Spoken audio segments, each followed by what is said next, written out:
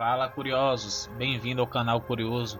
Hoje vamos explorar a incrível e chocante história do voo 571 da Força Aérea Uruguaia, também conhecido como o Milagre dos Andes. Prepare-se para uma jornada de sobrevivência, coragem e determinação.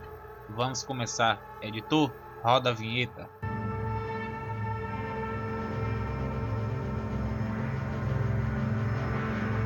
O acidente de avião do time de rugby uruguaio em 1972 inspirou livros, filmes e séries ao longo dos anos. Conheça mais dessas emocionantes histórias de resistência, amizade, sobrevivência, morte e canibalismo. Em 13 de outubro de 1972, o voo 571 da Europa Aérea Uruguaia caiu nas Cordilheiras dos Andes, com 45 pessoas a bordo. Após 72 dias nas montanhas geladas, apenas 16 sobreviveram. Esse terrível acidente inspirou vários filmes, livros e séries e até a criação de um museu em homenagem aos passageiros.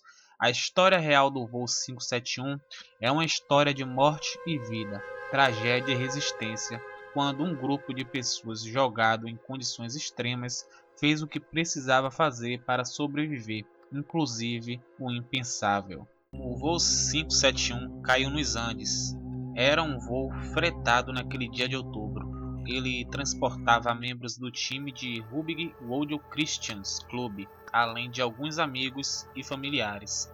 Eles estavam viajando de Montevidéu, Uruguai, para Santiago, capital do Chile, para um jogo.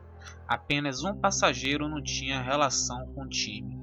Quando o avião se aproximava do destino, o copiloto, o tenente-coronel Dante Lagurara, que pilotava o avião, pediu permissão para aterrissar no aeroporto de Santiago, e então o avião iniciou sua descida.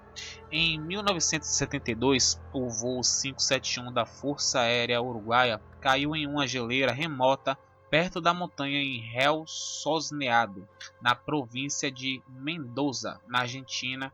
Das 45 pessoas a bordo do avião, apenas 16 sobreviveram e tiveram que suportar condições extremas, desde nevasca e até avalanches.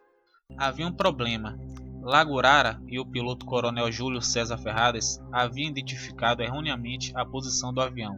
Assim, quando o avião desceu das nuvens, ele não se aproximou da pista de pouso do aeroporto, mas caiu em um vale no alto das montanhas dos Andes. 33 pessoas conseguiram se salvar em um primeiro momento, e uns aos outros, dos destroços. Em seguida, eles enfrentaram um desafio ainda maior: permanecer vivos nos Andes congelados, onde as temperaturas caíam abaixo de zero e as nevascas despejavam vários metros de neves. O ar seco também era rareiro na altitude elevada.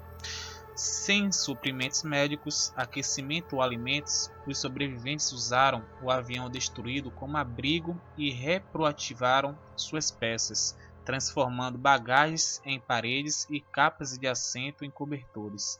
E, em breve, eles transformariam cadáveres em alimentos. É isso mesmo, curiosos, que você ouviu: cadáveres em alimentos. Mas vamos explicar sobre esse acontecido ao decorrer do vídeo. Fizeram todo o necessário para sobreviver, embora os sobreviventes tenham encontrado um suprimento limitado de alimentos no avião, como doces, vinho e geleia. Esses alimentos não durou muito tempo. O frio extremo e a fome já haviam começado a ceifar vidas. Os corpos se acumulavam um após o outro. Em 10 dias, mais 6 pessoas morreram. Os que não morreram enfraqueceram. Então, eles chegaram a uma conclusão radical: se necessário, eles precisariam comer os mortos para viver. Então, deixa aí nos comentários se em uma situação dessa extrema vocês fariam isso. Eu mesmo não sei se faria. Em uma situação dessa, muito delicado falar aqui, sequer estive em uma situação parecida igual a essa. Vocês concordam? Um relato de um sobrevivente. Jamais esquecerei aquela primeira incisão, quando cada homem estava sozinho com sua consciência no topo daquela montanha infinita, em um dia mais frio e cinzento do que qualquer outro antes ou depois, escreveu o sobrevivente Roberto Canessa em seu livro de memória Tenha que Sobreviver. de 2016. Nós quatro, cada um com uma lâmina de barbear ou um caco de vidro na mão, cortamos cuidadosamente as roupas de um corpo cujos rostos não conseguíamos suportar olhar. Na tarde de 29 de outubro, pouco mais de 2 semanas após o acidente, ocorreu outro desastre.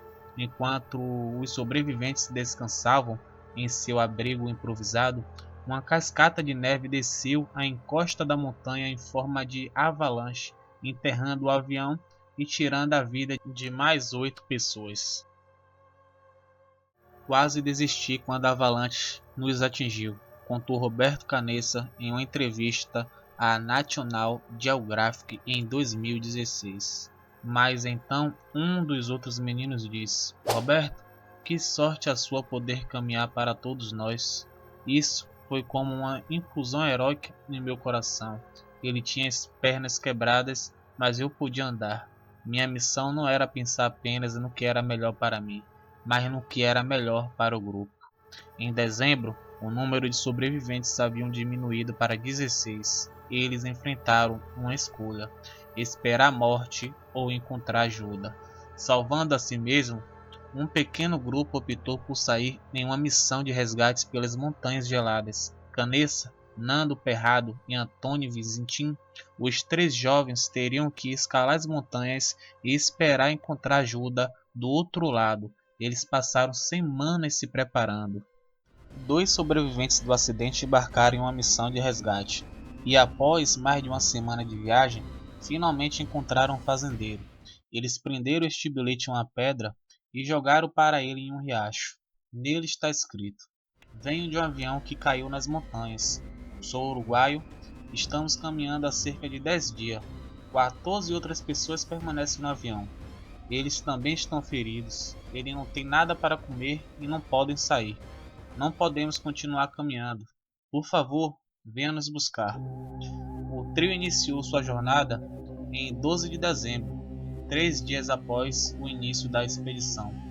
Vizintim retornou ao acampamento para que Canessa e Parrado tivessem mais chances de sucesso com suas rações limitadas. Em 20 de dezembro, a dupla avistou outro ser humano, Sérgio Catalã Martinez, um pastor chileno, depois que o homem trouxe ajuda no dia seguinte. Parrado e Canessa levaram as autoridades até os outros 14 sobreviventes. Depois de 72 dias perdidos nos Andes, finalmente estavam todos a salvo. A volta para casa. A notícia do chamado milagre nos Andes rapidamente se espalhou pelo mundo. A alegria pelo resgate logo deu lugar ao horror quando os sobreviventes admitiram que haviam comido carne humana para se manterem vivos. Oficiais do exército chileno escoltam o jogador de rugby uruguaio Fernando Parrado, centro foto à esquerda, após seu resgate, depois que ele e o seu companheiro sobrevivente Roberto Canessa caminharam do local do acidente em busca de ajuda. À direita, o sobrevivente da queda do avião, Carlos Paes, se reúne alegremente com seu pai, o artista uruguaio Carlos Paes Vilaró. Eles defenderam suas ações. Você não pode se sentir culpado por fazer algo que não escolheu fazer, disse Canessa ao jornal norte-americano The Washington Post em 1978.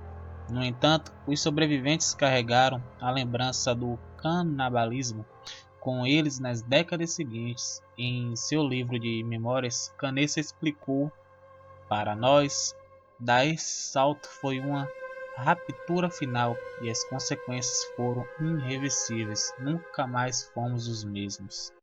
Embora 16 jovens tenham descido a montanha, os restos mortais daqueles que não sobreviveram nunca deixaram os Andes.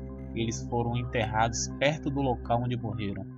O voo 571 caiu em uma montanha na Cordilheira dos Andes, na fronteira da Argentina com o Chile, e os sobreviventes acabaram sendo resgatados com a ajuda do fazendeiro local 72 dias depois. Nesta imagem, parentes dos passageiros que morreram cavalgam para visitar o local. As pessoas que perderam a vida no acidente e ao longo dos 72 dias que se seguiram foram sepultadas perto do local onde morreram. Seu túmulo está marcado aqui por uma cruz.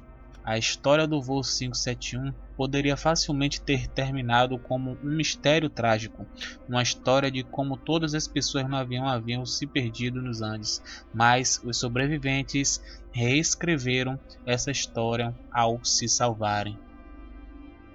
Essa história é um lembrete poderoso da força e da resiliência do espírito humano. Se você gostou desse vídeo, não se esqueça de curtir, se inscrever no canal e deixar o seu comentário abaixo. Até a próxima, curiosos!